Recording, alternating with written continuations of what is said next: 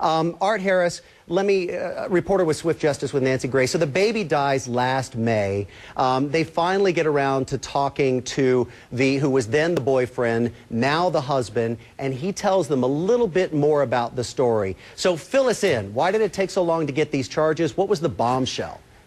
Andrew, this starts out as a medical mystery. A mother goes to the hospital to meet the baby that she has found that morning not breathing, she says. The baby's pronounced dead at the hospital. Suddenly, the police arrive, and they notice, as the medical examiner later notes, the baby's head is pushed in, and the body temperature is a bit too cold for the time that the mother says the baby died. So, flash forward, that's a suspicion.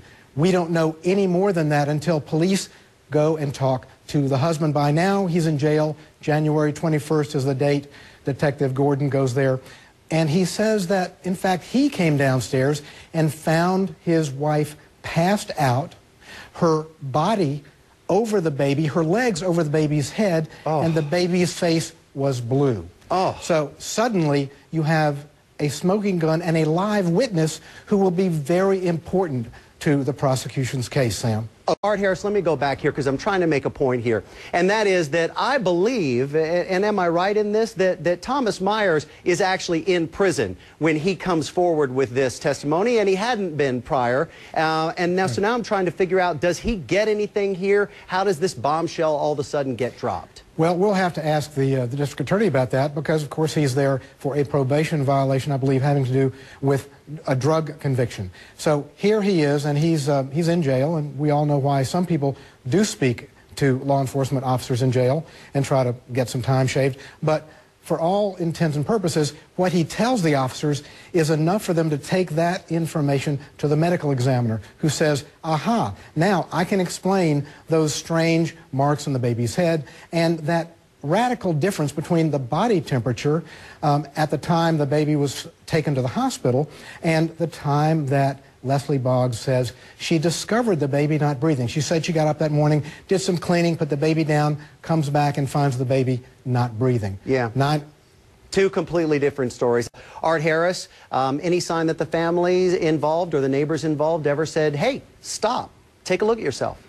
Well, it was no secret, Sam, that this young woman had a drinking problem. In fact, one of the things that her former boyfriend or friend was suing her over on Swift Justice was for the immobilizer he paid for to put in her car. She'd had, I'm told, a couple of DUIs, and she could not drive without starting the car, without puffing, blowing into a device that allows her to start the car only if it measures that she has not been drinking at a certain level. So, Art Harris, what is it that we're missing in this story? What do I need? You need to understand her relationships and who was the father of that baby. By the way, he insisted on a DNA test. She didn't want one, and he got a court order to take one. He took it, and suddenly he is the father, the same man who later sues her for damages, in small claims court. So what you have is a possible rivalry, friends close to the family tell me, between this Eric Gillespie and Thomas Andrew Myers, who marries her. By the way, that was his drug class. She was dropping him off the night that she went into that Jeep and got the drugs. So a lot of irony there, and that was the day before her episode on Swift Justice aired. But the timeline is fascinating. This father actually sued her to get clothes of the baby. Okay, so that helps us tie some of these pieces together, of course.